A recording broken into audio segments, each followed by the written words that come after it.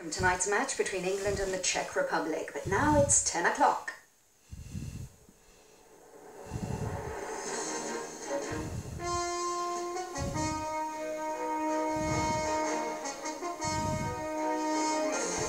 From ITN, News at 10 with Trevor McDonald. France refuses to extradite former MI5 agent. Lords precipitate crisis by defying the government again. High street gloom as shoppers stay at home. Sudan 6 months on while the suffering continues. And one promises to pay the Queen and the bank manager. Good evening. The government suffered the embarrassment today of seeing the renegade former MI5 agent David Shayler freed from jail in France. A judge there rejected an application for his extradition to Britain on the grounds that his whistleblowing had been politically motivated. Mr. Shayler still faces arrest and prosecution if he sets foot in this country again. He said the government should stop persecuting him and address the issues he'd raised about the security services. ITN's Kevin Dunn reports. David Shayler walked out of Paris's La Santé prison to be mobbed by his brothers. The former MI5 officer was sporting the Middlesbrough football shirt he was wearing when he was arrested in August. Justice! Fantastic! He was freed immediately when a French court threw out the government's attempt to extradite and prosecute him. I'm glad to be out of prison, but I should have had to spend 4 months in prison for criticising MI5.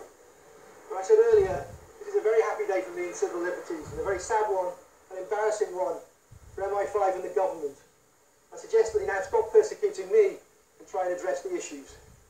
Mr. Shayler first fled to France over a year ago, after disclosing that MI5 kept files on ministers, including Peter Mandelson.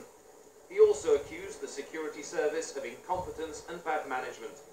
He was arrested at the government's request after a further allegation that MI6 was involved in a botched attempt to assassinate Colonel Gaddafi. The French court found his motives for whistleblowing were political. His girlfriend, also ex-MI5, said other disaffected officers should come forward.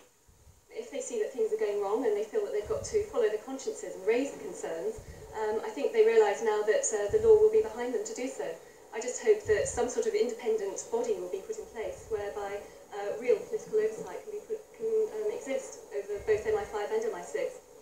John Wadham of the civil rights group Liberty welcomed the court's finding. Because of course if it's politically motivated, I'm sure the British government don't want to be seen to prosecute somebody for political reasons. And now that the French court's found that, I hope that they will take a more sensible approach.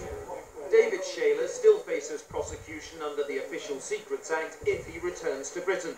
So while tonight he is toasting freedom, he may also be beginning a life in exile. Kevin Dunn, News at 10. In the last hour, the Lords have thrown out the government's plans for the European elections for a 5th time. Baroness Jay, the Labour leader in the upper house, conceded that the bill was now lost, but said the government would reintroduce it in the next session of Parliament. There was a real sense of constitutional crisis today as the Commons argued about last night's Lords' vote. Our political editor, Michael Brunston, reports. Prime Minister's questions this afternoon, the Commons in uproar. The dry constitutional issue of the European elections, closed lists versus open lists, suddenly flared into a rip-roaring political row. Hague versus Blair, head-to-head, and tearing lumps out of each other. Will we acknowledge that all independent opinion is against a voting system which denies the voter the right to vote for the candidate they prefer? No, Madam Speaker, I don't accept that. This, however, is no longer about the system. It's about the hereditary Tory peers in the House of Lords. The reason he lost in the House of Lords is because he lost the argument, and he's lost the argument in the House of Commons as well. No, Madam Speaker, he is wrong. Were it not, no, he is wrong. Without Tory hereditary peers, he would have come nowhere near winning this vote. Later, in a much quieter Commons, the government for the 5th time won a vote in favour of closed lists and for the 5th time sent it back down to the Lords. The Lords gathered yet again to hear the Tory side